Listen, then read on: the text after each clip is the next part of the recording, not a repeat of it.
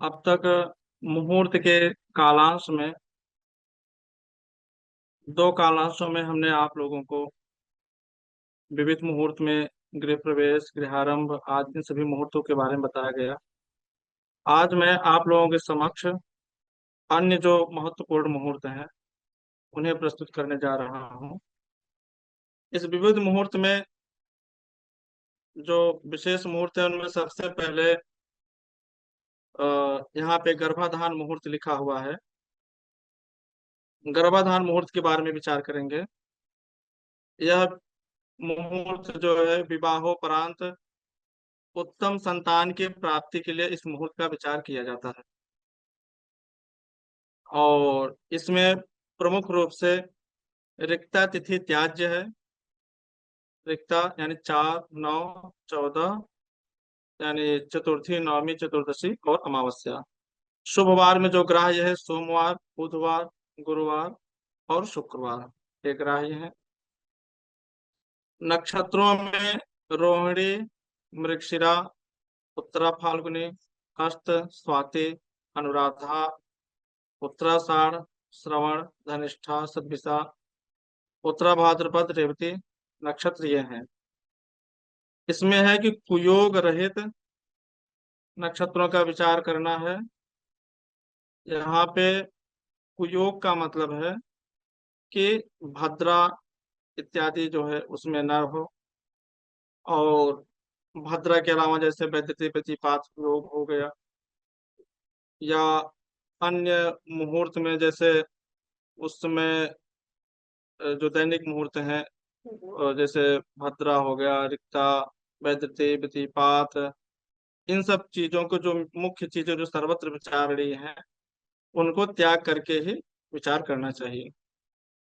लग्न में भी, लग्न का जो प्रायः नियम है कि केंद्र और त्रिकोण में शुभ ग्रह होने चाहिए। शुभ ग्रहों में सर्वोपरि जो ग्रह है वो बृहस्पति को माना गया है। बृहस्पति हो, शुक्र हो, बुध हो, चंद्र हो, तो अगर बृहस्पति रहता है तो सबसे उत्तम माना जाता है। तो इस प्रकार जो है शुभ ग्रहों को ध्यान में रखते हुए आगे है कि 4 से 16 समरात्रियों में उत्प्रेक्ष स्त्री समागम करें। तो यहाँ पे 4 से 16 का तात्पर्य यह है कि जब भी माताओं का जो है मासिक धर्म शुरू होता है तो मासिक धर्म के बाद से ही हम गणना करते हैं दिनों की। और समरात्रियों का मतलब पहला रात्रि विषम है, दूसरी रात्रि सम है, इस प्रकार हम सम विषम का यहाँ पे निर्धारण करेंगे। तो यहाँ पे विषम मतलब कन्या, कन्या प्राप्ति के निमित्त कहा गया है, और सम पुत्र प्राप्ति के निमित्त कहा गया है। तो मासिक धर्म से जो है 4 दिन के बाद से ही कहा गया है। इसमें प्रायः होता है कि किसी का मासिक धर्म 4 दिन में पूर्ण होता है, किसी का 5 दिन, 6 दिन या 1 सप्ताह भी लग सकता है। तो जब पूर्ण हो जाए मासिक धर्म उसके बाद ही स्त्री समागम करें, और 16 रात्रियों तक इसमें जो है पुत्र इच्छा कर सकते हैं या संतान इच्छा कर सकते हैं। तो सम रात्रियों में ही करना चाहिए। यहाँ पे रात्रियों का तात्पर्य है कि संधि काल को छोड़ करके। संधि काल का मतलब सायंकाल की संधि काल, मध्य रात्रि का संधि काल और सुबह का जो संधि काल है यानी जो ब्रह्म मुहूर्त कहा गया है, इन 3 कालों को छोड़ करके। तो संध्या काल का मतलब कि सूर्यास्त से 2 घंटे 24 मिनट तक यानी 6 घंटे तक यह संध्या काल है। नहीं, सूर्यास्त से पहले 2 घंटे 24 मिनट तक ये संध्या काल है। मध्य रात्रि का जो है वह लगभग जो है 24 मिनट मध्य रात्रि से पहले या 24 मिनट के बाद तक यह निश्चित काल जो होता है। ये मैं मध्यम मान से बता रहा हूँ, स्पष्ट मान में कुछ अंतर भी हो जाता है। तो ये इसको त्याग कर दें। और सुबह ब्राह्म मुहूर्त का मतलब है कि सूर्योदय से 2 घंटा 24 मिनट पहले तक वह ब्राह्म मुहूर्त होता है। तो वो लगभग 2.5 घंटे पहले तक भी स्त्री समागम को त्याग देना चाहिए। इसके अतिरिक्त जो समय बचता है वो चाहे मध्य रात्रि के पहले हो या मध्य रात्रि के बाद हो, उसमें स्त्री समागम करना चाहिए। तो यह उत्तम संतान की प्राप्ति के लिए सर्वोत्कृष्ट रहता है। तो इस प्रकार इन मुहूर्तों का विचार करना चाहिए। इसी तरह से इस मुहूर्त के लिए और भी जो कुछ मूल चीजें विचारणीय हैं, जैसा कि हमने आपको इसके पहले पाप ग्रहों से वेद आदि का विचार करने के बारे में बताया था कि वो नक्षत्र बढ़िया माना जाता है जिसका किसी पाप ग्रह से वेद ना हो या उस नक्षत्र में कोई पाप ग्रह की युति ना हो। तो इसमें यह ध्यान देना चाहिए कि हम नक्षत्र वही चुनेंगे कि उस नक्षत्र में कोई उस समय पाप ग्रह ना हो और ना ही किसी पाप ग्रह का वेद हो, तो सबसे उत्तम माना जाता है। यह विशेष करके तब विचारणीय है जब किसी की संतान जो है, मान लीजिए गर्भ जो है, संतान गर्भ में आ रहा है लेकिन आने के कुछ समय बाद गर्भपात भी हो जा रहा है, वह मतलब नहीं टिक पा रहा है गर्भ में। तो ऐसी स्थिति में हमको पाप ग्रहों से ज्यादा सुरक्षा की बात देखनी होती है। ऐसी अवस्था में प्रायः हम कुंडली में भी देखेंगे तो पंचम या सप्तम भाव में किसी न किसी पाप ग्रह की युति या दृष्टि जरूर रहती है। विशेष करके राहु या मंगल होता है, यह संतान का जो है पतन कराता है और गिराता है, और शनि होता है तो वो विलंब से देता है। तो ऐसे ही हमको नक्षत्रों में भी ध्यान देना चाहिए। हम उसी नक्षत्र को चुने कि उस नक्षत्र में राहु या मंगल ना हो, तो ज्यादा उत्तम माना जाता है। और अगर शुभ ग्रह रहेंगे तो अच्छा है ही, विशेष रूप से बृहस्पति वगैरह। तो इस प्रकार यह थोड़ा बारीकी का भी ध्यान देंगे। और ये सब बातें मुहूर्त के संबंध में नहीं लिखी गई हैं, जैसे गर्भाधान का जब आप श्लोक पढ़ेंगे तो उसमें नहीं आपको मिलेगा। यह आचार्यों ने पहले ही शुभाशुभ प्रकरण में पहले ही अध्याय में मुहूर्त चिंतामणि के बता दिया है कि इन सब चीजों का सामान्यतः सर्वत्र विचार कर लेना चाहिए। अब इसके बाद हम पुंसवन सीमंत कर्म जो है इसके बारे में विचार करेंगे। तो इसमें भी रिक्ता भद्र इत्यादि त्याज्य करके शुभ वार ग्रहण करेंगे, सोमवार बुधवार गुरुवार शुक्रवार।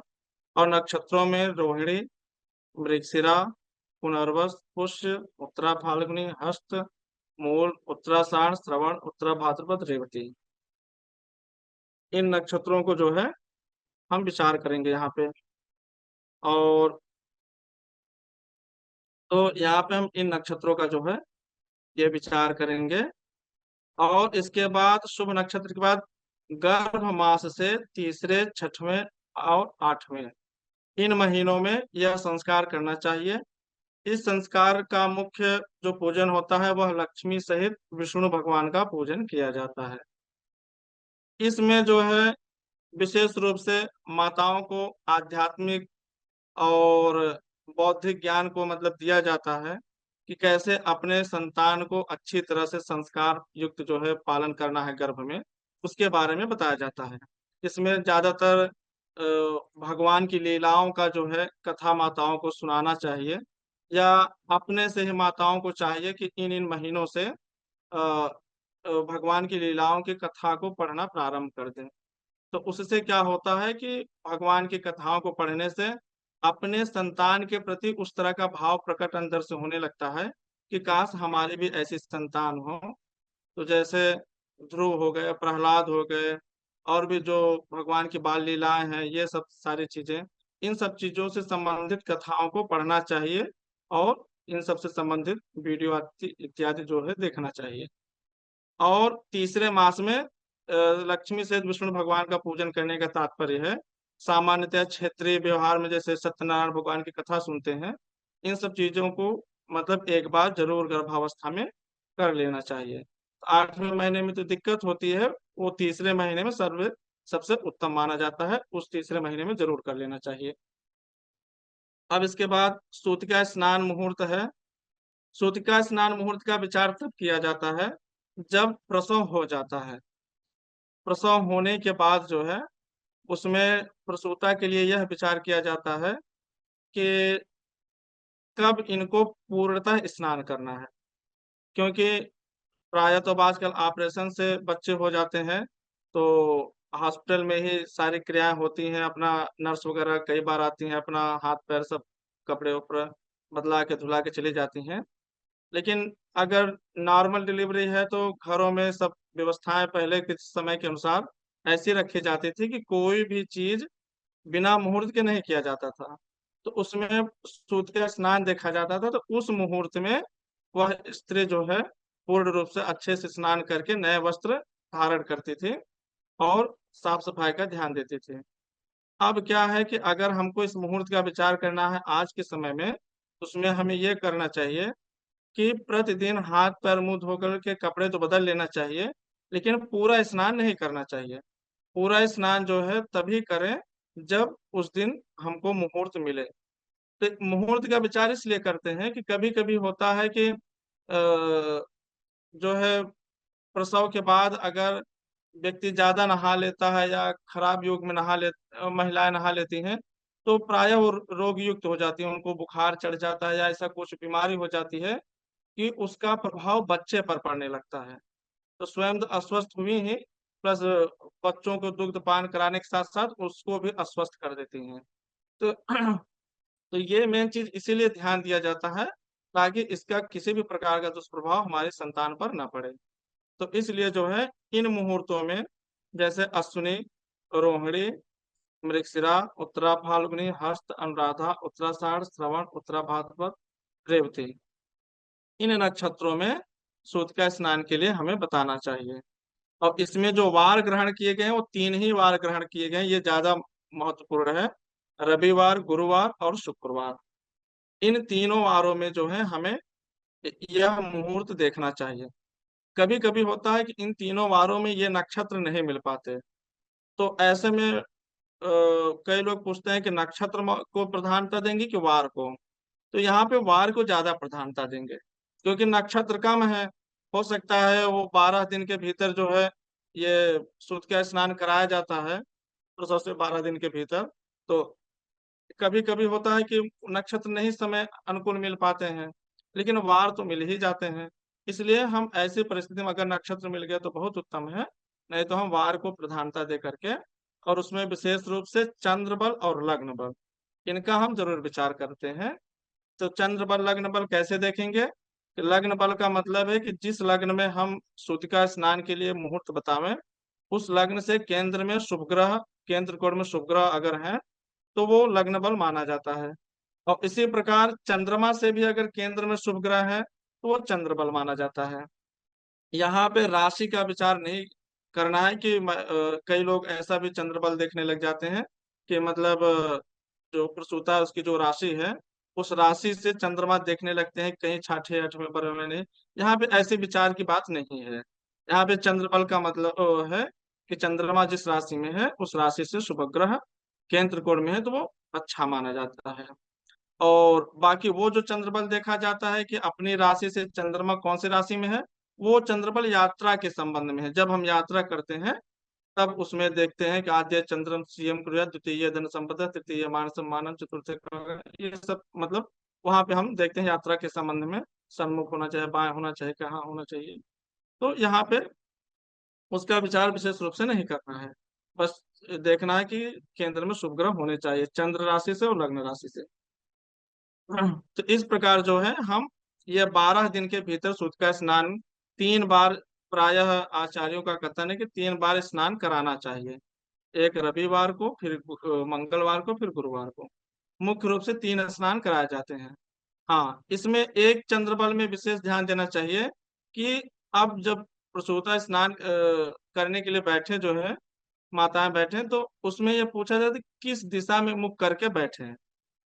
तो यहाँ पे चंद्रमा जिस दिशा में हो, जैसे हमने शुरू में आपको बतलाया था कि मेष राशि का है तो पूर्व दिशा में, वृष राशि का है दक्षिण में, मिथुन का है पश्चिम में, और कर्क राशि का है तो उत्तर दिशा में चंद्रमा होता है।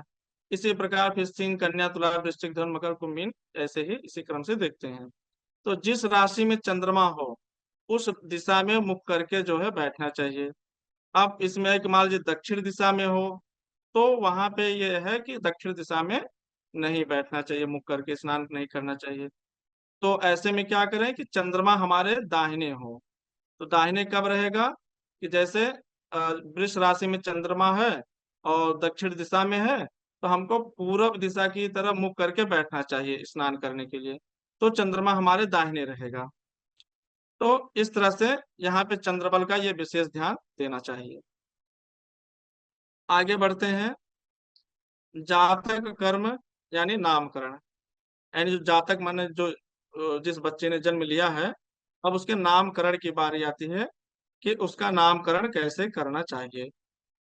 तो उसके नामकरण भी जो है यह जब निष्क्रमण होता है, यानी जब सूतिका जो गृह होती है, सूतिका गृह से, ये वो चाहे हॉस्पिटल को सूतिका गृह मान लीजिए, चाहे नॉर्मल डिलीवरी घर का सूतिका गृह मान लीजिए, सूतिका गृह से जब हम बाहर निकलते हैं तभी यह नामकरण संस्कार कराया जाता है।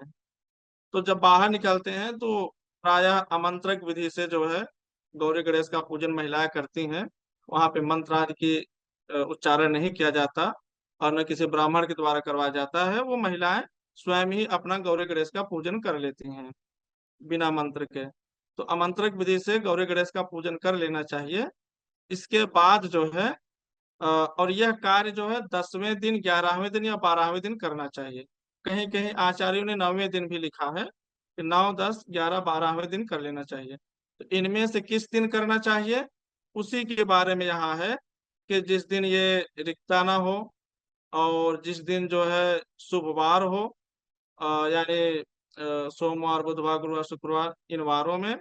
और ये नक्षत्र दिए गए हैं: अश्विनी, मृगशिरा, पुनर्वसु, पुष्य, उत्तरा, फाल्गुनी, हर्ष, चित्रा, स्वाति, अनुराधा, उत्तराषाढ़, श्रवण, धनिष्ठा, शतभिषा, उत्तरा भाद्रपद, रेवती।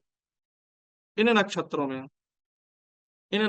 में ये जब तिथिवार नक्षत्र, ये सभी चीज जब 10वें, 11वें, 12वें, इन तीनों दिनों में जिस दिन बढ़िया मिल जाए, और मतांतर से 9वें दिन भी ले सकते हैं, 9वें, 10वें, 11वें, 12वें दिन जिस दिन बढ़िया मिल जाता है, उसी दिन हमको यह संस्कार करना चाहिए, यानी गौरी गणेश का पूजन करके और बच्चे का नामकरण करना चाहिए।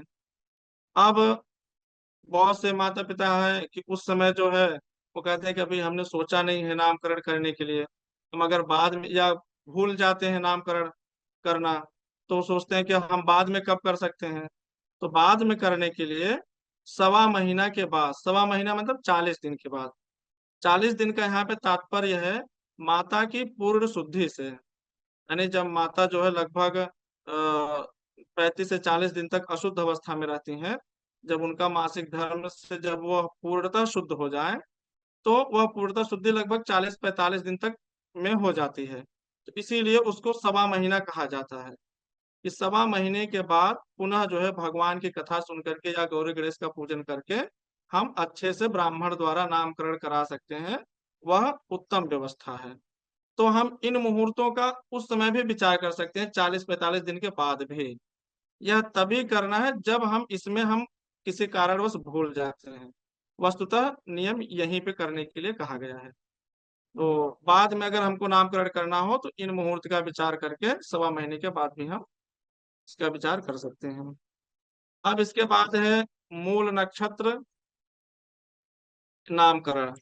तो अब इसमें है कि अगर मान लीजिए कोई जातक मूल नक्षत्र में पैदा हो गया है, तो क्या उसका भी नामकरण किया जा सकता है? तो उसके बारे में बता रहे हैं कि मूल नक्षत्र में अगर किसी बच्चे ने जन्म लिया है, तो उसमें भी हमको रिक्ता अमावस्या का विचार तो करना ही है, और शुभ ग्रह का भी विचार करना है, शुभवार का भी विचार करना है।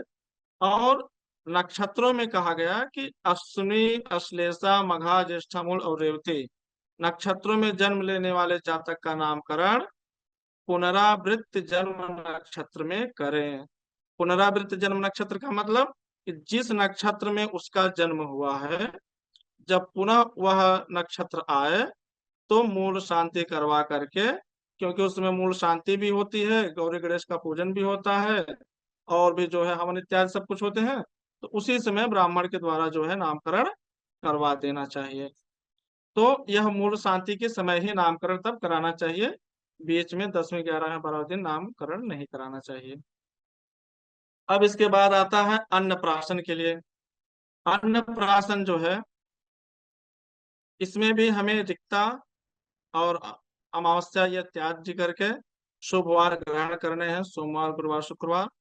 नक्षत्रों में अश्विनी, रोहिणी, मृगशिरा, पुनर्वसु, पुष्य, उत्तरा, फाल्गुनी, हस्त, चित्रा, स्वाति, अनुराधा, उत्तराषाढ़, श्रवण, धनिष्ठा, शतभिषा, उत्तरा भाद्रपद, रेवती, इतने नक्षत्रों का विचार करना चाहिए।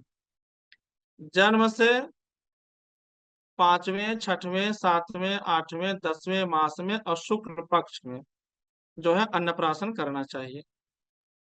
तो इसमें है कि अन्नप्राशन का मतलब है कि प्रथम बार जब भी अन्न हम जो है अन्नप्राशन करवाएं, तो उसके पहले हमें जो है भगवान श्री कृष्ण का जो है एक प्रतिमा रख करके पहले बाल भोग हमको जो है भगवान को अर्पित करना चाहिए, और अच्छे से पूजन आदि करके, और इसके बाद जो है बच्चों को पहले मधुर चीज खिलाना चाहिए।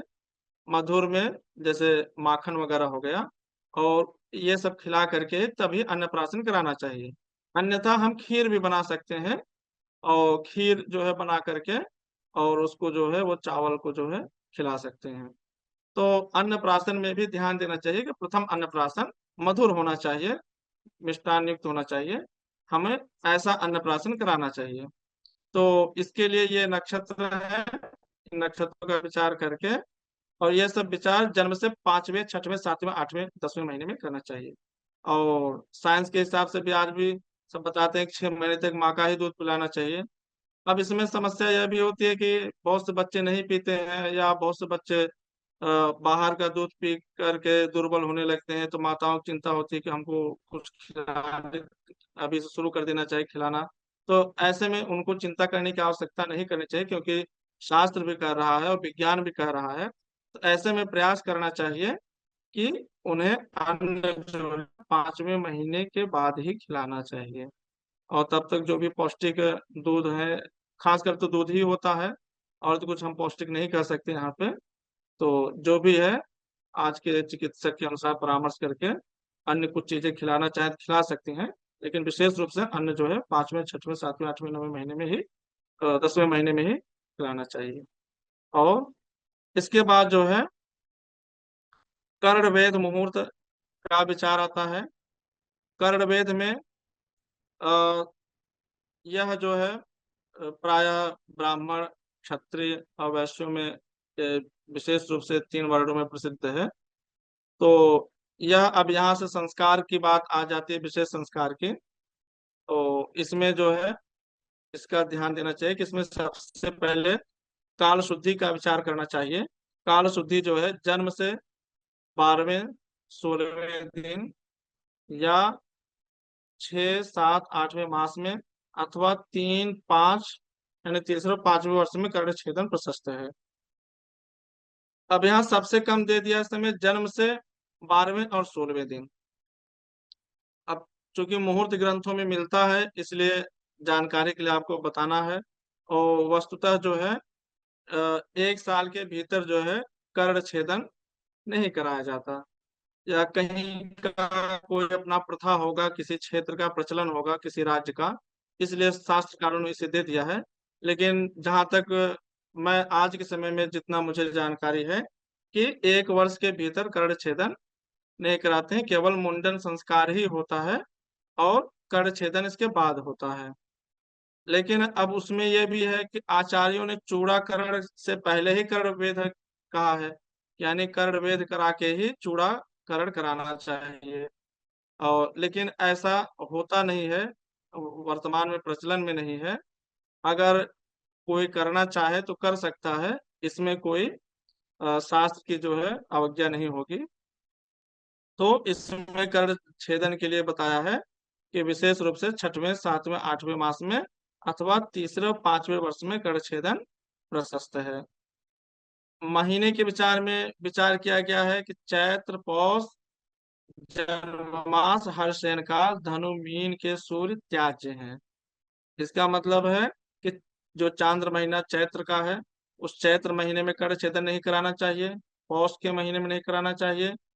जिस चांद्र महीने में बच्चे का जन्म हुआ है, यहाँ पे अंग्रेजी महीना नहीं लेंगे, वो चांद्र महीना में लेंगे। यानी अगर वैशाख में जन्म लिया है तो वैशाख महीने में नहीं कराना है। इसी तरह से, और वैसे तो सामान्यतः जन्म मास, जन्म नक्षत्र, जन्म तिथि, यह बच्चे के प्रत्येक संस्कार में त्याज्य है। वो चाहे कर्ण वेद हो, चाहे मुंडन हो, उपनयन हो, विवाह हो, आगे भी जो कुछ भी उसके संस्कार से संबंधित कर्म है, वो प्रत्येक संस्कार से संबंधित कर्म, विवाह आदि जितने भी हैं, वह जन्म मास, जन्म नक्षत्र, जन्म तिथि, इन सब चीजों में नहीं करना चाहिए। तो ये एक सामान्य जानकारी है यहाँ पे। अब आगे यहाँ पे विशेष बताते हैं कि जन्म मास के साथ साथ हर शयन काल, और एवं धनु मीन के सूर्य त्याज्य। धनु मीन का मतलब यहाँ पे खरमास की बात कर रहे हैं कि जब खरमास हो तो खरमास धनु का सूर्य मतलब 14 दिसंबर से 14 जनवरी के बीच, और मीन का मतलब कि 14 मार्च से 14 अप्रैल के बीच। ये 2 महीना खरमास होता है, इसमें शुभ कार्य नहीं किए जाते हैं, तो इसमें भी हमें कर्ण भेद नहीं करवाना चाहिए। ग्राह्य तिथियों में इन्होंने रिक्ता को कहा है कि रिक्ता को छोड़ करके, और यहाँ पे एक विशेष बात कही गई है, क्षय तिथि छोड़ करके। यानी अगर किसी दिन तिथि क्षय है, जैसे कभी कभी होती है कि किसी दिन दो दो तिथि हो जाती है, सुबह सूर्योदय के समय पंचमी तो है, लेकिन बाद में षष्ठी का क्षय होकर के अगले दिन सप्तमी आ गया सीधे। तो ऐसे में अगर क्षय तिथि है तो क्षय तिथि में भी हमें यह संस्कार नहीं करना चाहिए। और ग्राह्य वारों में इन्होंने शुभ वार ही ग्रहण किया है, सोम बुध गुरु शुक्र। नक्षत्र में अश्विनी मृगशिरा आर्द्रा पुनर्वस पुष्य हस्त चित्रा अनुराधा अभिजित श्रवण धनिष्ठा रेवती, ये नक्षत्र जो है इसमें ग्राह्य है। लग्न शुद्धि में बताया गया है 2 3 4 5 6 7 9 12 इन लग्नों में, तथा 1 4 5 9 10 में शुभ ग्रह, 3 6 11 में पाप ग्रह, यानी केंद्र त्रिकोण में शुभ ग्रह। यहाँ पे लग्न में ध्यान देना चाहिए कि इन्होंने सप्तम नहीं लिया हुआ है, यानी केंद्र में 7वीं राशि को नहीं लिया है, सप्तम भाव को इन्होंने 1 4 5 फिर सीधे 9 10 ले लिया है। यानी केंद्र कोण में केंद्र में सप्तम राशि को त्याग किया है कि वहां पे शुभ ग्रह पाप ग्रह दोनों नहीं होना चाहिए सप्तम भाव में, और बाकी जो है 3 6 11 में पाप ग्रह होने चाहिए। आगे कह रहे हैं कि 6 8 12 भाव शुभ ग्रह से रहित हो, यानी शुभ ग्रह जो है छठे आठवें 12वें भाव में बिल्कुल नहीं होने चाहिए। अष्टम भाव शुद्ध एवं लग्नस्थ गुरु अवश्य हो, ये एक विशेष बात है। अष्टम भाव शुद्ध का मतलब है कि अष्टम भाव में पाप ग्रह और शुभ ग्रह दोनों नहीं होना चाहिए, यानी एकदम खाली होना चाहिए। और लग्न में बृहस्पति जरूर होने चाहिए, ये यहाँ पे विशेष बात कही गई है। अब आगे कैसे यह क्रिया करानी है, कर्ण वेद का जो संस्कार है इसको कैसे करवाना चाहिए, उसके लिए कुछ विशेष बात यहाँ बता रहे हैं कि बालक को जो है पूर्वाभिमुख जो है बिठाकर हाथ में कुछ मिष्ठान्न दे दें, मिठाई आदि, और पुत्र के बाएं कान में तथा पुत्री के दाएं कान को सुवर्ण या चांदी की सलाखा से सौभाग्यवती स्त्री या दक्ष स्वर्णकार के द्वारा बिंधवाना चाहिए। इसका मतलब है यहाँ पे पुत्र का जो है बाएं कान को पहले चुनना है, और पुत्री के दाएं कान को सबसे पहले चुनना है। तो प्रायः तो मतलब स्वर्णकार के द्वारा ही करवाया जाता है, सुनार के द्वारा। तो उसको जो है स्वर्ण या चांदी की सलाखा से सौभाग्यवती स्त्री, अगर स्त्री से करवाना है तो सौभाग्यवती स्त्री हो, मतलब पति युक्त हो, विधवा ना हो। तो इस तरह से जो है यहाँ पे विचार करना चाहिए। अब इसके बाद मुंडन संस्कार की बात आती है। मुंडन संस्कार के लिए यहाँ पे काल शुद्धि का विचार किया गया है कि गुरु शुक्र के बाल्य अस्त वार्धक्य काल से रहित और सूर्य के उत्तरायण में चैत्र मास निषिद्ध है।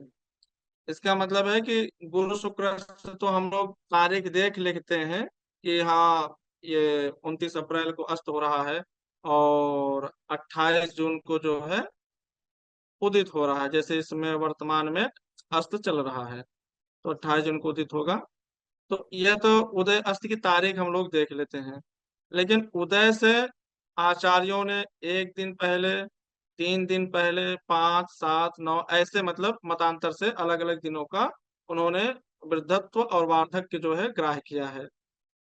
तो यहाँ पे सर्वसम्मति से 3 दिन को ग्राह्य किया गया है कि उदय से 3 दिन पहले, और उदय अस्त नहीं, क्षमा करिएगा, अस्त से 3 दिन पहले और उदय के 3 दिन बाद तक के भी समय को हमको त्याग देना चाहिए। यानी जैसे 29 अप्रैल को अगर अस्त हो रहा है तो 29 1, उससे पहले 28 2, उससे पहले 27 3, यानी 27 तक का भी हमको दिन त्याग देना चाहिए। 28 जून को अगर मान लीजिए उदित हो रहा है तो 28 1 29/2 और 30/3, यानी 30 जून तक भी हमको शुभ कार्य के लिए दिन त्याग देना चाहिए। तो उसी के लिए कह रहे हैं कि गुरु शुक्र के बाल्य, अस्त और वार्धक्य काल, यह जो है हमको तीनों छोड़ देना चाहिए। और इसके बाद सूर्य के उत्तरायण में करना चाहिए। उत्तरायण मतलब 14 जनवरी से लगभग 14 जून तक, ये हमारा उत्तरायण काल होता है। तो उत्तरायण में ही हमें करवाना चाहिए। और उत्तरायण में भी चैत्र मास निषिद्ध है, चैत्र मास में हमको नहीं कराना चाहिए। अब आगे बताते हैं कि जो अच्छे महीने हैं, उन अच्छों महीनों में बता रहे हैं कि माघ महीना ले सकते हैं। तो माघ महीना जो है ये जनवरी में भी आता है, खरमास में भी आ जाता है। तो जनवरी में भी मतलब 14 जनवरी के पहले तो 14 दिसंबर से 14 जनवरी तक तो खरमास ही प्राय रहता है। तो उसमें अगर माघ महीना पड़ रहा है तो उसको नहीं लेना है। 14 जनवरी के बाद जो माघ महीना है, माघ फाल्गुन, वही यहाँ पे ग्राह्य करना है। तो माघ फाल्गुन वैशाख ज्येष्ठ और आषाढ़ शुक्ल दशमी तक ग्राह्य करना है। आषाढ़ शुक्ल दशमी कभी कभी होता है कि उत्तरायण के बाद भी आषाढ़ रहता है, तो हमको यहाँ पे उत्तरायण के बाद वाला आषाढ़ नहीं लेना है। जब तक दक्षिणायन नहीं हो जाता तब तक का ही आषाढ़ शुक्ल ग्राह्य करना है।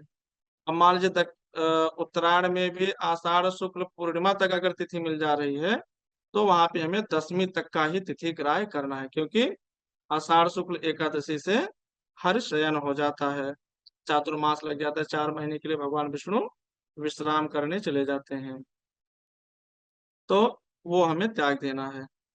ग्राह्य तिथियों में बता रहे हैं कि द्वितीया, तृतीया, पंचमी, सप्तमी, दशमी, एकादशी, त्रयोदशी और पूर्वाह्न में। तो ये सब हमें ग्राह्य तिथियों का विचार करना है। पूर्वाह्न में मतलब ये हमें मध्याह्न से पहले जो है यह कार्य करना लेना चाहिए। ये हमारे शुभवार हैं। नक्षत्र में जो है अश्विनी, मृगशिरा, पुनर्वसु, पुष्यहस्त, चित्रा, स्वाति, ज्येष्ठा, श्रवण, धनिष्ठा, शतभिषा, रेवती, ये हमारे नक्षत्र हो गए। लग्न शुद्धि करें कि 7वें रवि, भौम, शुक्र, शनि वर्जित हैं। 8वें में सभी ग्रह वर्जित हैं, 8वें भाव में। और लग्न में चंद्रमा त्याज्य है। लोक में, अब यहाँ पे लोक की बात आ रही है कि कहीं कहीं किसी स्थान पे ऐसी बात भी है कि वैशाख मीन की संक्रांति में तथा चैत्र के मेष संक्रांति में चौल कार्य वर्जित है। यानी अगर वैशाख महीना लग गया है और मीन में सूर्य है तो भी त्याग देंगे, और अगर चैत्र महीना है उसमें मेष की संक्रांति है तो भी त्याग कर देते हैं। तो इसका ध्यान देना चाहिए। हालांकि इन सब बातों का तो विचार करके मुहूर्त लिखा जाता है, जो भी पंचांग बनते हैं, और उन पंचांगों में इन सभी मुहूर्तों का विचार करके मुहूर्त लिखा जाता है।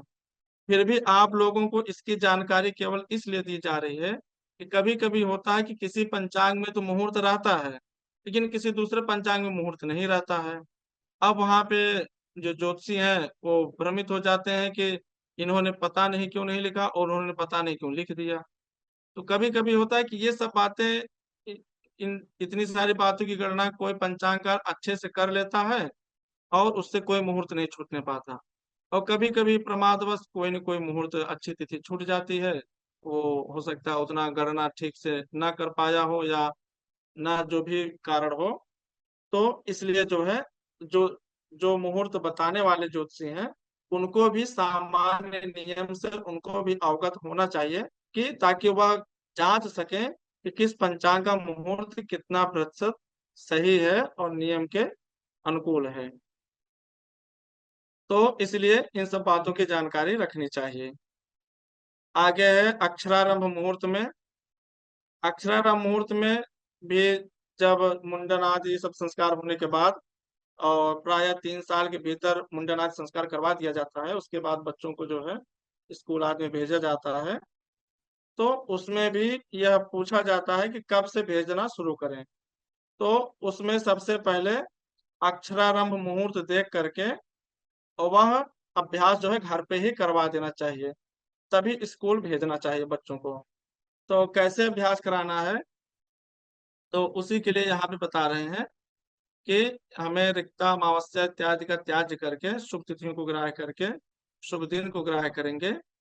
और नक्षत्रों में अश्विनी, आर्द्रा, पुनर्वस, पुष्य, हस्त, चित्रा, स्वाति, अनुराधा, अभिजित, श्रवण, रेवती नक्षत्र। इन नक्षत्रों में जन्म से 5वें वर्ष और सूर्य के उत्तरायण में। अब यहाँ पे समस्या आ गई है। अब आजकल तो बच्चों को प्ले ग्रुप में जो है तीसरे साल ही डलवा देते हैं। तो शास्त्र कहता है कि 5 साल के पहले नहीं डलवाना है बच्चों को, मतलब अक्षरारंभ नहीं करवाना चाहिए। अब तो कई देशों में ऐसे सुनने में आता है कि जापान वगैरह या और भी कई विदेशों में जो है बच्चों को 5 साल के भीतर पढ़ाने का वो मतलब सिस्टम वो समाप्त कर रहे हैं कि बच्चों की बुद्धि अच्छे प्रकार से जब परिपक्व हो जाए, स्वस्थ हो जाए, तभी बच्चों को पढ़ाई लिखाई का दबाव डालना चाहिए। किंतु अगर अपने यहाँ अभी ऐसी व्यवस्था नहीं है और माता पिता सोचते हैं कि ऐसा करने से हमारा बच्चा 2 3 साल पीछे हो जाएगा, फिर सबके बीच कैसे वो कंपैरिजन करेगा, तो ऐसे परिस्थिति में तो यहाँ पे 5वें वर्ष का अभिप्राय यहाँ पे इन्होंने विषम वर्ष को ग्राह्य किया हुआ है। तो यहाँ पे विषम वर्ष ग्राह्य करने से हम ऐसा मान सकते हैं कि हम तीसरे वर्ष जो है यह संस्कार कर सकते हैं बच्चों के लिए। यह मैं अपने व्यक्तिगत उससे बता रहा हूँ, यह ऐसी शास्त्र की आज्ञा नहीं है। बस मैं अनुमान के द्वारा आपको बता रहा हूँ कि अगर आपको पहले करना है 5वें वर्ष के पहले, तो चूंकि 5वां वर्ष इन्होंने विषम वर्ष ग्राह्य किया है, इसलिए आप इसमें तीसरा वर्ष ग्राह्य कर सकते हैं। तो अगर तीसरा वर्ष ग्राह्य करते हैं तो तीसरे वर्ष में आपको, जब बच्चा तीसरे वर्ष में प्रवेश करे, तब आपको इन शुभ नक्षत्रों में और जन्म से तीसरे वर्ष में और उत्तरायण में जो है चर लग्न त्याज करके, चर लग्न मतलब 1 4 7 10, ये लग्न जो है नहीं होने चाहिए। जब आप बच्चे के हाथ में कलम कापी पकड़ाएं तो ऐसा ध्यान दें। इसमें भी इसका संस्कार का मतलब वही है कि सबसे पहले अपना जो भी कलम है या स्लेट है, तख्ती जिस पर मतलब हम अभ्यास करा रहे हैं, सबसे पहले उस तख्ती पर जो है स्वस्तिक का चिन्ह बना करके शुभ लाभ लिख करके और अच्छे से गणेश जी का पूजन करना चाहिए। और गणेश जी का पूजन करके और जो लेखनी है, लेखनी का भी पूजन करके यह जो है तब उसके बाद बच्चे के हाथ में पकड़ाना चाहिए। और उससे सबसे पहले शुभ नाम लिखवाना चाहिए। शुभ नाम का मतलब सबसे सरल नाम है राम। भगवान राम का नाम लिखवाना चाहिए, गणेश जी का नाम लिखवाना चाहिए।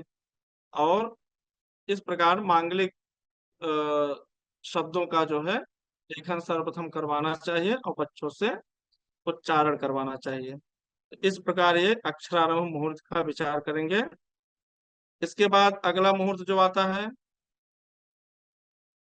उपनयन संबंधी है, और विवाह आदि का तो हो गया है। हाँ, बस इतना ही बचा है। इसको भी अभी समय है, आप लोग देख लीजिए। उपनयन मुहूर्त में काल शुद्धि का विचार सर करेंगे। थोड़ा सा डाउट भी है एक ना। हाँ बताएं। सर जैसे जब आप कहते हैं ना कि चंद्रमा से केंद्र में या लग्न से केंद्र में, तो वो समझ नहीं आता मुझे, कैसे समझना है? जी सर जी। तो आप वो चक्र, आप जो चक्र बनाते हैं 12 खाने का, आप वो जी बनाना सर। जानते हैं? जी सर। जी सर। जी तो जब बनाना जानती हैं तो जो उसमें सबसे ऊपर जो बीच में खाना होता है जिसको लग्न कहते हैं, वो आप समझती हैं? जी सर, समझते हो। हाँ, तो उसी लग्न से वो लग्न पहला हो गया। उससे जी जो सर। चौथा भाव है वो मतलब चौथा केंद्र। सात। हाँ, तो मतलब उसी लग्न से पहला, चौथा, सातवां, 10वां ये केंद्र भाव कहा जाता है। जी सर। ठीक है। और जी उसी सर। लग्न से 5वां और 9वां भाव त्रिकोण कहा जाता है। जी सर। सर, ये देखने का समयावधि क्या है? मतलब जो पंचांग में काल चक्र दिया रहता है उसमें से देखना है या कुंडली से व्यक्ति की? नहीं नहीं, वो तत्काल वाला, तत्काल वाला। तत्काल जो मतलब जिस पंचांग में लग्न में तत्काल सारणी जैसे दी आप रहती है किसी को, कुंडली की। हाँ नहीं नहीं, जैसे आप किसी को जब मुहूर्त बताते हैं तो एक लग्न बताते हैं ना कि भाई इस लग्न में काम करना है। जी जी। तो तो वो जो लग्न आप बता रहे हैं, बस उस लग्न में देख लेना चाहिए कि इस लग्न से कौन ग्रह कहाँ कहाँ बैठा है, यानी लग्न से किस किस भाव में बैठा है। तो केंद्र त्रिकोण में शुभ ग्रह सर वो बैठा है तो लग्न अच्छी कहाँ बात से है। देखनी है? क्या? सर वो जो लग्न, सर जो चक्र कुंडली बनाते हैं 12 भाव वाला, वो किसका हम्म किसका देखना है? मतलब एक जो नॉर्मल आता है वो उसमें से देखना है, कि जो पंचांग में रोज आता है नहीं, वो उसको देखना है? अच्छा, कोई बात नहीं, पंचांग आप जो आता परेशान है मत वही होइए, है। सुनिए सुनिए पहले, आप परेशान मत होइए, मैं एक उदाहरण अभी समझा देता हूँ, ठीक है। हाँ, जी। तो अभी इसको उपनयन मुहूर्त मैं पूरा कर लेता हूँ। आज, अच्छा हाँ, आज तीसरा कालांश है, अभी एक कालांश बचा है, कोई बात नहीं, आगे का जो शेष मुहूर्त है ये इतना बचा हुआ है, उपनयन और उपनयन के बाद विद्यारंभ, वर वरण, कन्या गंधर्व, ठीक है। तो कोई बात नहीं, अगले मुहूर्त में हम इसको देख लेंगे, आप लोगों को पहले एक उदाहरण समझा देते हैं, ठीक है। गुरु जी, ये पीडीएफ भी मिल जाएगा हम लोगों को? क्या? जिस पीडीएफ से आप पढ़ा रहे हैं, ये पीडीएफ हम लोगों को मिल जाएगा क्या? पीडीएफ हमने भेज दिया है, जो आपके समन्वयक जी हैं, सर हमने उनको आज पीडीएफ, हाँ, भेज दिया है। और समन्वयक जी से मैं निवेदन भी करना चाहता हूँ कि वो पीडीएफ आप सभी लोगों का जो ग्रुप है उस पर भेज दिया सर, जाए। सर भेज और दिया ये है। ग्रुप में आ पृष्ठ गया सर, संख्या, आ गया सर, ग्रुप में हाँ है, ग्रुप में है ग्रुप सर। में पीडीएफ। हाँ, तो जब ग्रुप में आ गया तो आप श्रीमान जी डाउनलोड कर लीजिए वहां से, ठीक है। ये पृष्ठ संख्या 80 पर ये सब बातें बताई जा रही हैं, तो ये आप वहां से कौन सा डाउनलोड कर पंचांग है लीजिए। गुरु जी? ये पंचांग इस तो नहीं कर सकते, ये हमारा नोट्स है अपना, ठीक है। लेकिन जो आपका नोट है गुरुजी ना, वो एक वैदिक पंचांग बनारस की छपा है, चौखंबा का। हाँ, एकदम तो सही कहे। वहाँ अब उपलब्ध मैं है क्या इसलिए वो? पंचांग का नाम नहीं ले रहा था क्योंकि वो पंचांग बंद हो गया है, ओ, ठीक है। उपलब्ध नहीं हाँ, है। इसीलिए मैंने पंचांग का नाम नहीं लिया, क्योंकि जी मैं जी। ले लेता पंचांग का नाम, आप कहते ठीक है वो हमको पंचांग उपलब्ध कराइए, वो पंचांग अच्छा है अच्छा। नहीं, ठीक है। तो हालांकि तो वो इस किसी चक्कर का कारणवश और कोई बंद हुआ पंचांग था। नहीं छपता है? हाँ, नहीं, हमारा दूसरा एक पंचांग छपता है श्री गोविंद के नाम से, तो उसमें भी ये सारी बातें उस पंचांग में भी लिखी गई हैं, लेकिन यहाँ पे थोड़ा अच्छे तरीके से लिखा गया है। जी सरल इसमें हमको, मतलब हमको समझाने में सरल लगता है। वैदिक पंच, वो जो श्री गोविंद पंचांग है उसमें क्या है कि वो क्रमबद्धता उतनी बेहतर नहीं है, हम्म, और उसको अभी थोड़ा सा ठीक किया जा रहा है। वो जी जैसे ठीक हो जाता है फिर श्री गोविंद पंचांग हमारा हर साल छपता है, और वो मैं पीडीएफ आप लोगों को, हो सकता है अगली बार जो अगला पंचांग छपेगा उसमें काफी शुद्धता हो जाएगी जब, तो मैं उससे आप लोगों को बताऊंगा तो और बेहतर समझ में आएगी, यानी इससे भी बेहतर आपको वहां पे लगेगा, वो ठीक है। उपलब्ध कहाँ पे तो होगा मतलब? ये- आ, आ, आप जी, तो भेजे हो तो ठीक है, लेकिन अगर बाजार से लेना हो तो? हाँ, बाजार से तो मिल जाएगा, शिव गोविंद पंचांग जो है बाजार में उपलब्ध है, बनारस में तो उपलब्ध है। आप कहाँ रहते हैं? बनारस में ही रहता हूँ। हाँ, तो बनारस में मिल जाएगा आपको। चौक पे वो जो कृष्णा पुस्तक भंडार करके है, हाँ हाँ। उनके यहाँ मिल जाएगा आपको। अच्छा अच्छा, जी धन्यवाद। हाँ, चौखंबा के सामने मिल जाएगा। खैर अभी मैं पहले उदाहरण समझा दूं, नहीं तो समय पूरा हो जाएगा। जी क्योंकि उदाहरण नहीं समझ में कुछ और अगर प्रश्न है? आएगा तो फिर, हाँ, पूछिए। वही सर, नक्षत्र वेद हम नहीं समझ पा रहे कि नक्षत्र वेद क्या होता है।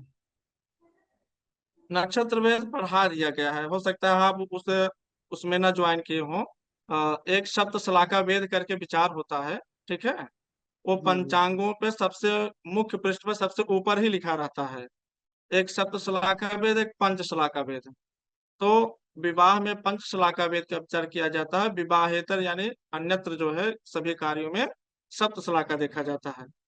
तो उसमें जिस नक्षत्र के सामने जो नक्षत्र लाइन खींच के लिखा हुआ है वही वेद होता है, यानी जैसे अश्विनी में कोई नक्षत्र है और उसके सामने वाली रेखा में कोई नक्षत्र, जो नक्षत्र उसमें कोई ग्रह है, तो वो उसका उससे वेद होता है। इसके बारे में हमने विस्तार से उदाहरण पूर्वक पहले बता चुका हूँ। आप आपके ग्रुप में जो भी आपके मित्रगण हैं आप उनसे संपर्क करके समझ सकते हैं, ठीक है, क्योंकि अभी वो बताने का समय नहीं है। अभी हमें एक उदाहरण समझाना मैं चाहता हूँ, अगर आप लोग कहें तो समझाऊं या आप लोगों के प्रश्नों का उत्तर दूं। नहीं सर, समझा दीजिए प्लीज, अच्छा, ठीक मेरा है। भी एक है। हाँ तो ठीक है, मुंडन के लिए मैं एक आप लोगों के सामने एक मिनट रुकिए, पंचांग पहले खोल लेता हूँ।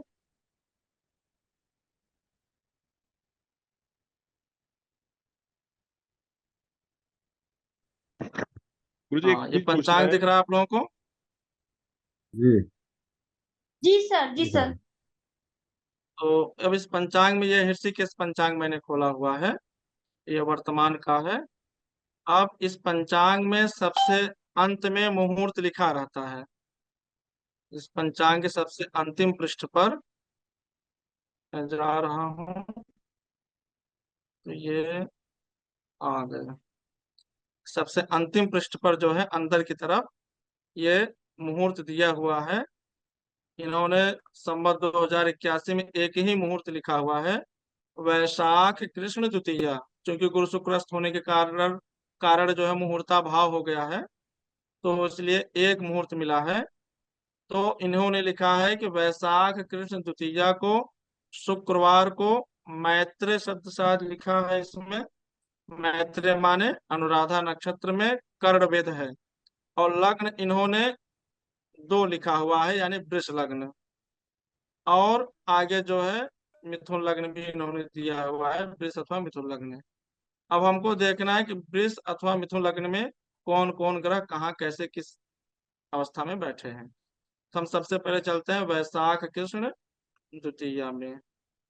तो हम आ जाते हैं, आप लोग अपना पंचांग वैशाख कृष्ण द्वितीया खोल लीजिए और वहां पे आ जाइए। ये हमारा आ गया। शुक्रवार हाँ 26 तारीख। हाँ, वैशाख कृष्ण द्वितीया शुक्रवार 25 तारीख को ये इन्होंने, हाँ, अनुराधा नक्षत्र में दिया हुआ है। ठीक है, ये 26 तारीख को। और अब हमको उन्होंने वृष लग्न और मिथुन लग्न बताया था वहां पे। यहाँ अंदर भी लिखा रहता है, या पक्षेस्मिन विविध मुहूर्ता जो लिखा है, इसमें भी ये कर्णवेद लिखा हुआ है। ये आपको मैं हाईलाइट करके दिखा रहा हूँ। ये कर्णवेद, ये देखिए येलो कलर से हमने हाईलाइट किया हुआ है। तो यहाँ पे इन्होंने कर्णवेद लिखा हुआ है कि लग्न दो है, प्रातः 6:33 से यह शुरू होगा, यानी वृष लग्न। तो अब ये यहाँ पे द्वितीय शुक्रवार के दिन लिखा हुआ है। तो अब द्वितीय शुक्रवार के दिन ये देखिए, मैं आपको लग्न चार्ट में दिखा रहा हूँ। ये प्रातः 6:33 पे मेष की समाप्ति काल है। ये मेष राशि जो है, ये 6:33 पे यहाँ पे देखिए हो गया है। तो अब ये 6:33 पे जो है यहाँ पे है, और इसको जो है अगला जो है ये 6:33 पे मेष समाप्त है, तो यानी वृष शुरू हुआ है।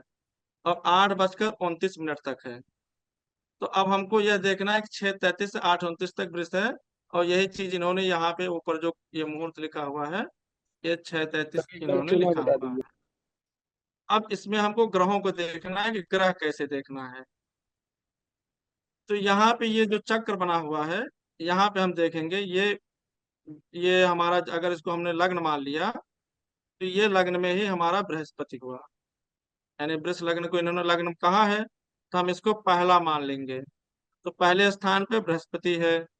तो जैसा कि हमने ये बताया था आप लोगों को कि यहाँ पे चूड़ाकरण में, लग्न शुद्धि में, कि इन्होंने कहा था कि 7वें चूड़ाकरण में, एक मिनट इसको, ये, हम्म, इन्होंने कहा कि 7वें जो है ये रवि मंगल शुक्र शनि वर्जित है, और 8वें में सभी ग्रह वर्जित है, और लग्न में चंद्र त्याज्य है। इतनी विशेषता इन्होंने दी है। अब हमको इन्हीं इतनी बातों का विशेष ध्यान देना है। तो अब हमने ये लग्न चार्ट फिर से खोल लिया, और यहाँ पे देखा तो लग्न में चंद्र नहीं है। और यहाँ से 7वें हमको देखना है कि वो रवि मंगल ये सब नहीं होना चाहिए। तो एक, यानी 2 को हमने 1 मान लिया, 3 को 2 मान लिया, 4 को 3 मान लिया, और 5 को 4, 6 को 5, और 7 को जो है हमने 6, और 8 को 7 मान लिया। ठीक है, तो हमने देखा कि लग्न से 7वें भाव में कोई ग्रह नहीं है। यानी जो जो इन्होंने यहाँ पे त्याज्य कहा था, कौन रवि कौन सा? मंगल शुक्र हाँ, रवि शनि। मंगल शुक्र शनि, ये ग्रह नहीं है। और लग्न में चंद्र त्याज्य कहा था, तो लग्न में चंद्रमा भी नहीं है, बृहस्पति बैठा हुआ है। जी, और क्या कहा था इन्होंने? कोई ग्रह नहीं होना चाहिए। अष्टम में सभी ग्रह वर्जित है, 8 में कोई ग्रह नहीं होना चाहिए। यहाँ पे अष्टम यानी हमारा ये सही बात है। भाव है, हाँ, ये 8वें भाव में आया, तो इसमें हमारा कोई हाँ, ग्रह नहीं है। तो इतना जब विचार कर लिया, तब हमें पता चला कि हमारा लग्न नियमानुसार शुद्ध है। सर अब सर हम इस लग्न को, हाँ आप यहाँ पे एक और बात बता दीजिए, जैसे आपने कहा चंद्रमा से केंद्र में, तो वो थोड़ा सा समझा दीजिए। हाँ, तो चंद्रमा जहाँ बैठा है, चंद्रमा तो यहाँ लग्न में ही बैठा हुआ है, ये देखिए, ठीक है। ये मतलब चंद्रमा में हुआ बैठा ना। हुआ है। वहाँ चंद्रमा बैठा है, वहां से 4 हाँ, 7 तो अब 10। केंद्र, हाँ बस अब यही से हमको चौथा भाव है। यार ठीक है राशि सर। नहीं देखनी, भाव। ये हाँ पहला ठीक। भाव, दूसरा, तीसरा, और ये चौथा भाव हो गया, ठीक है। बस चंद्रमा जहाँ बैठा है उसको लग्न मान ले। बस उसको लग्न मान करके वहां से ये देख लीजिए, तो ये हमारा 1 4 7 10 ये हो गया, ठीक है। Okay, thank you sir. Sir एक क्वेश्चन और था कि ये हम्म। वार्धक्य काल क्या होता है ग्रह का? हाँ, वार्धक्य काल देखिए पंचांग में लिखा है, आपको हाँ दिखा रहे हैं। हाँ। ये चक्र जो है वो हर दिन काम आएगा कि किसी एक पर्टिकुलर दिन के लिए है ये?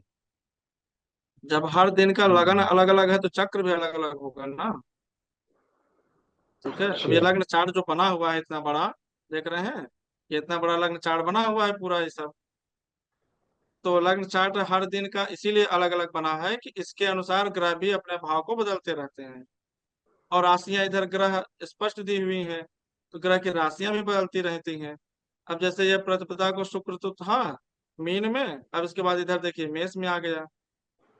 तो यानी द्वितीया को हम अगर शुक्र, जो अभी हम विचार कर रहे थे शुक्र, तो द्वितीया में मेष राशि में है शुक्र, तो यहाँ पे हमको जो है मेष राशि में देखना चाहिए। तो हालांकि हमारा शुक्र यहाँ मेष राशि में ही था, तो इस तरह से देख लेना चाहिए। तो मतलब कभी कभी चार्ट देखते समय यह भी ध्यान देना चाहिए कहीं बीच में ग्रह तो नहीं बदल गया, तो वो सब ध्यान दे करके ही करना चाहिए। और जो आपका प्रश्न था वार्धक्य वाला, ये दिखा रहे हैं, शुक्रस्त का ये है, ठीक है। अब ये देखिए यहाँ पे शुक्रास्त पूर्वाश्याम लिखा है ना। जी सर। जी। अब इससे 3 दिन पहले उसका वृद्धत्व प्रारंभ होता है, ठीक है। अच्छा जी। तो ये हमारा देखिए ये मतलब 29 मान, 29 तारीख है हाँ तो ये, मतलब सर 3 दिन पहले हाँ 26। ये देखिए वृद्धत्व प्रारंभ 3 दिन पहले ये है, ठीक है। जी सर। हाँ, 26। और इसी तरह से ये वृद्धत्व प्रारंभ है। और जब शुक्रोदय होगा, तो शुक्रोदय के 3 दिन बाद इसका बालत्व समाप्ति होता है। जैसे मान लीजिए 28 जून को होगा, तो हम दिखा रहे हैं आपको, मई जून,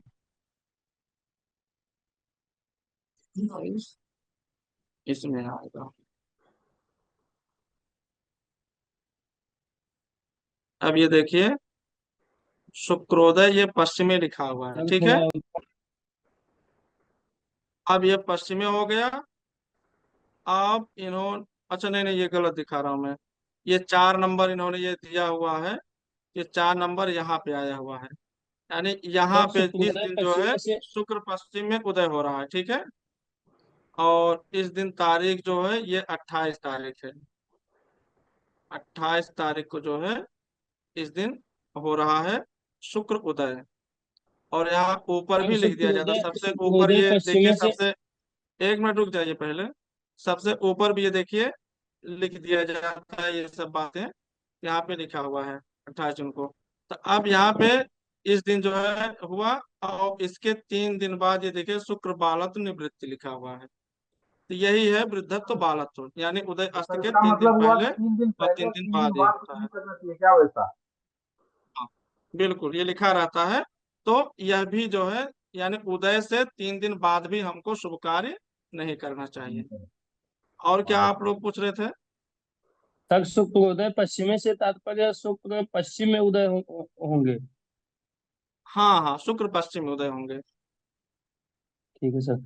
लग्न और से इसके सर एक पहले प्रश्न है। हाँ शुक्रास्त पूर्वस्याम लिखा था, यानी पूरब में अस्त हुआ था।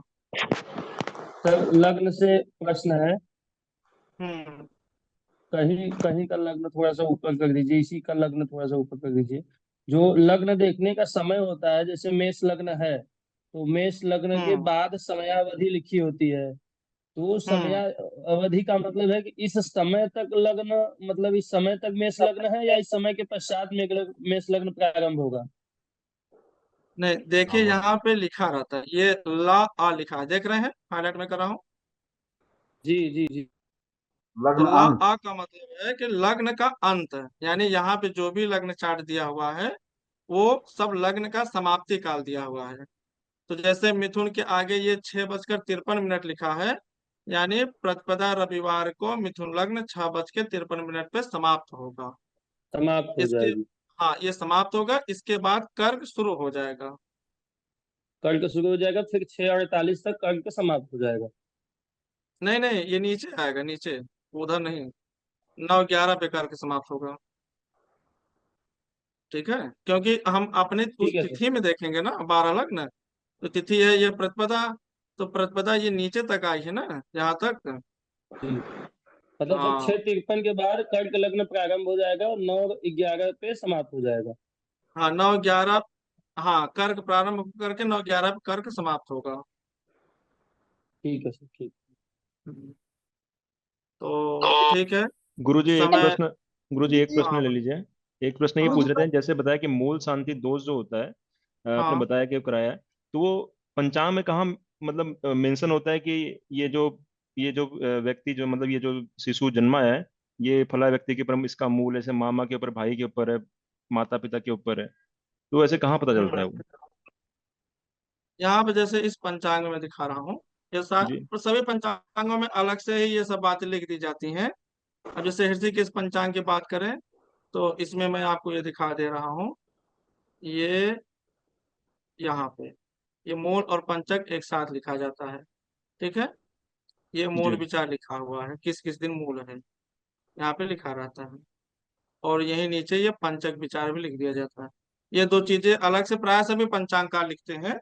ठीक है, कि किस किस तिथि को मूल है वो यहाँ पे लिख दिया जाता है, कितने बजे शुरू है कितने बजे समाप्त है, ये सब लिखा रहता है। नहीं जो गुरुजी मतलब प्रश्न ये था कि जैसे पता कैसे चलेगा कि ये जो व्यक्ति जन्मा है या जो शिशु जन्मा है ये किसके ऊपर मूल है? कहते हैं जैसे ये मूल है अपने मामा के ऊपर है, अपने भाई के ऊपर है, अपनी बहन माता हाँ, पिता के ऊपर है।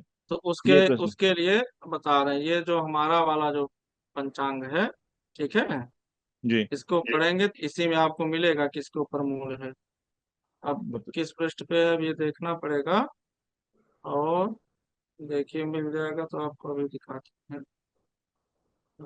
यहाँ पे आपको मूल निवास भी दिया है कि यानी किस महीने में जन्म होने पर मूल कहाँ रहता है, स्वर्ग रहता है, पृथ्वी पाताल, ये सब दिया हुआ है। ठीक है, तो जैसे ये स्वर्ग पृथ्वी पाताल इधर दिया हुआ है, और इसके बाद जो है इधर महीना दिया हुआ है, आषाढ़ चैत्र वैशाख में कहाँ किस पर रहता है। और व्यक्ति के ऊपर की जो बात है वो यहाँ पे दिया हुआ है कि अश्विनी नक्षत्र के अगर प्रथम चरण में है तो पितृ कष्ट, द्वितीय में है तो सुख, तृतीय में है तो सुयोग, और चतुर्थ में है तो सुखद। तो इसी सर प्रकार ये सूर्य सभी सूर्य नक्षत्रों का दिया हुआ है। सर स्वर्ग और पाताल में रहने पे मूल शांति आवश्यक नहीं है क्या? ये परिहार है, कि जैसे कि मान अच्छा। लीजिए कोई कहता है कि भैया हम नहीं करा सकते, व्यवस्था नहीं हो पा रहा है, धन का अभाव हम्म, है, तो हम्म, क्या बहुत जरूरी है क्या कराना, ऐसे पूछते हैं कई लोग। तो जी। ऐसे में देख लेना चाहिए कि अगर पृथ्वी पर है तो यहाँ पे जैसे निवास फल लिखा हुआ है कि मूल जहाँ पर होता है वहीं उसका अशुभ फल होता है। तो तो स्वर्ग अगर और पृथ्वी पाताल में। पर है तब तो, हाँ पृथ्वी पर है तब तो हर हाल में जो है उसको हम्म, करवाना ही चाहिए। हम्म, बाकी अगर स्वर्ग पाताल में है तो बहुत आवश्यक नहीं है, लेकिन अगर द्रव्य इत्यादि की अगर कोई दिक्कत नहीं है तो हम्म, करा देना चाहिए। उन्होंने, नारद जी ने कहा है पीयूष धारा में, मूल चिंतामणि के, हम्म, कि नारद जी जी। ने कहा है कि मतलब अगर व्यवस्था है, धन आदि की व्यवस्था है, तो हम्म, गंडमूल हो चाहे स्वर्ग पाताल हो कहीं भी हो, करवा देना चाहिए, इससे अच्छा ही हम्म, होता है, गड़बड़ नहीं हम्म। होता। जी, गंडमूल और मूल में क्या अंतर है? हाँ, मूल नक्षत्र को मूल कहते हैं। ठीक जी। है, और बाकी जो नक्षत्र है उनको गंडमूल कहते हैं। सर वो 6 नक्षत्र को मिला के गंडमूल होता है ना? हाँ, जैसे ये मूल, मुख्य जो ज्येष्ठा, नक्षत्र श्लेषा। है, मैं बता रहा हूँ, मुख्य जो नक्षत्र है मूल जी। और अश्लेषा, ये विशेष जो है अशुभ कारक माने गए हैं। ठीक है। अच्छा जी। हाँ, इनका बल्कि यह भी विचार किया गया है कि इनकी एक पुरुष की आकृति बना करके, वृक्ष की आकृति बना करके, कहीं पुरुष की कहीं वृक्ष की ऐसे आकृति बना करके देखा जाता है कि कौन सा भाग पे है और कितना कष्टदायी है। ठीक है, तो ये विशेष रूप से देखा जाता है। लेकिन इनके अलावा जो 4 नक्षत्र हैं उनको गंडमूल कहा जाता है। तो एक अच्छा प्रकार से 6 नक्षत्रों को मिला करके सामान्यतः गंडमूल की संज्ञा दी गई है।